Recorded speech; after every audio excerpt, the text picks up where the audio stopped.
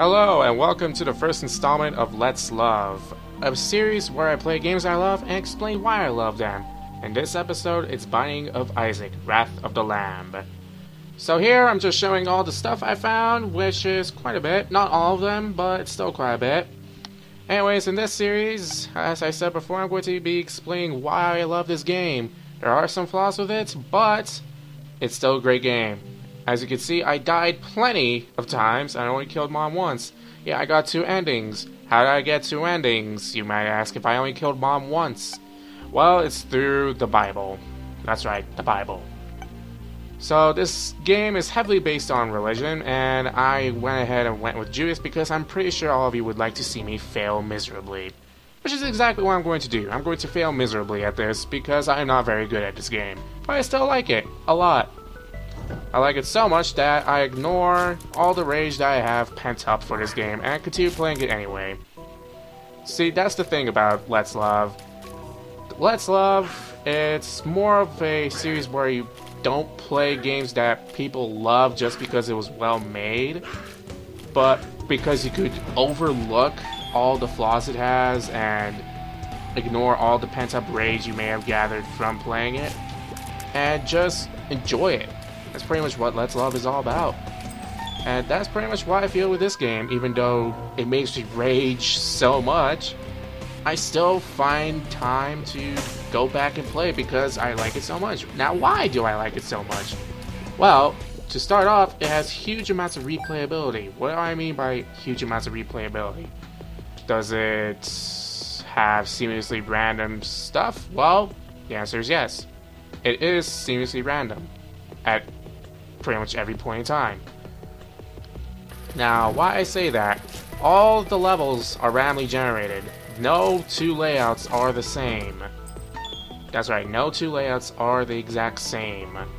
Now, each floor has a secret room and a super secret room. I didn't try going for the secret room. 1, because I don't have any bombs. 2, because if I did have a bomb, then it would be 1 out of 2 options, and I just don't feel like I should waste a bomb. Anyway, early secret rooms are not that great. Some are, most aren't.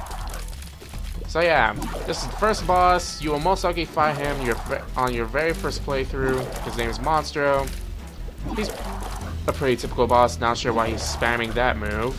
I guess that's just a bug or something. He would usually hop around and try to crush me. But yeah, that's pretty much how it works.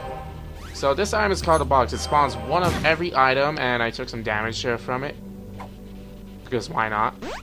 So those are pills. Pills do random things, and the pills don't do the same effects each game.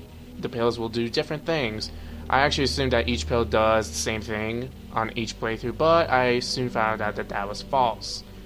Anyways, what I just picked up was called the Cursed Skull. What the Cursed Skull does, when you get lowered to 1/2 heart, or if you unlock a special character, question mark, question mark, question mark, if you just take damage, then you will consistently teleport out of the room.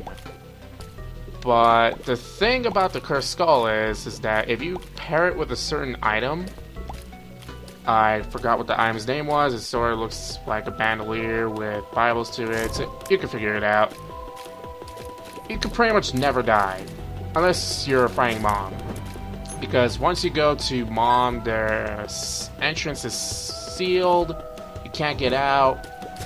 So yeah, there's that. But it's still a good game regardless. It's still a pretty overpowered item. Overpowered trinket, I would say.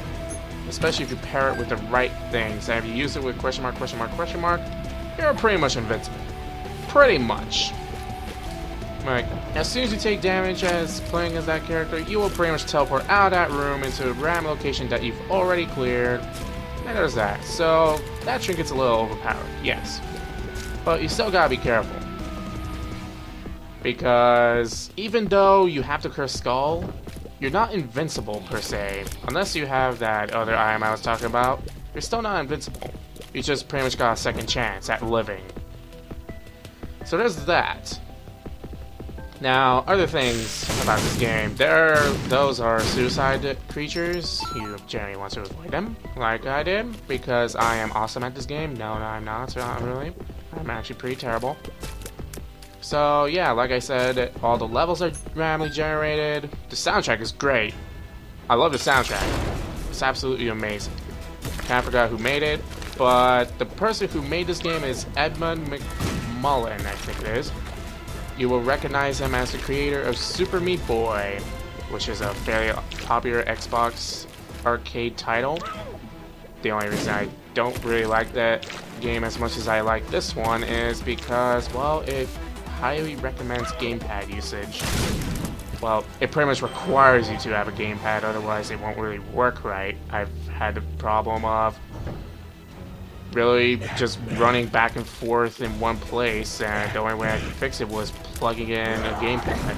So there was that. I'm pretty sure they fixed it already, but that was just not right. So yeah, this guy, Krampus, he normally isn't here. Well, he's one of the bosses, but he normally doesn't spawn here. What usually happens is that there's a statue of Satan in the middle, 2 fire pits, and 2 items you can choose from in exchange for heart containers. That's pretty much what the Devil Room is and what it does. Now, as Judas, you don't want to go to the Devil Room. Why? Because it costs you heart containers. So, since Judas starts out with 1 heart container, if you try to pick something from the Devil Room, you'll instantly die. Of course, people who have played this game before will probably already know that. Right, yeah. Just broke his legs. Anyway, there's still so much to go on about how great this game is, but now it's time to point out some flaws. Some flaws about what this game is like. There are some AI issues like that silkworm there. It was seriously going back and forth over there in endless fashion until I went over there and destroyed the poop. And decided to go up that way, and you know, you already saw. So yeah, there are different color monsters and different color bosses. As you see with Monstro, he was supposed to be pale, but instead he was a darker gray. Why that can happen, I believe it only happens after you kill Mom's heart. But it can happen, I think it, I don't know. Does it happen after you kill Mom's heart? I don't really remember. I don't remember fighting any colored bosses after I killed Mom. But yeah. If you want to pick this game up, it's available on Steam right now for $5, I think it is. Yeah, $5 for the base game, and I'm not sure how much for the expansion, Wrath of Lamb, which adds 2 extra chapters, which I believe is the chest and the cathedral. And yeah, it also adds a bunch of extra enemies. It does different layouts for all the floors. For example, this caves level, if it were using the Wrath of Lamb expansion and decided to use a different layout, it would probably be caverns, or I don't know, mine, I forget. Basement, cellar, and there's also the depths, which I probably won't reach in this video. There's the depths, and then there's the necropolis, and then there's the womb and the uterus. So yeah, there's that. Also, there are various challenges to this game, so if you want to punish yourself even more, there's that. Of course, me being the glutton for punishment, I would go for the challenges, but for the sake of this video, I won't go into too much detail for that. So yeah, the price for Wrath of Lamb expansion, I believe, is $2.50. I'll correct myself in the annotation if I'm wrong. So yeah, that's pretty much all there is to this game. So I'm going to go ahead and shut up right now and let you just enjoy the soundtrack and let you continue watching me fail. My name has been Insert I Am Name, but if you've seen the introduction, you should know why my name isn't Insert I Am Name. And for this particular series, I will refer to myself as the Eyeball, in name of Peeper.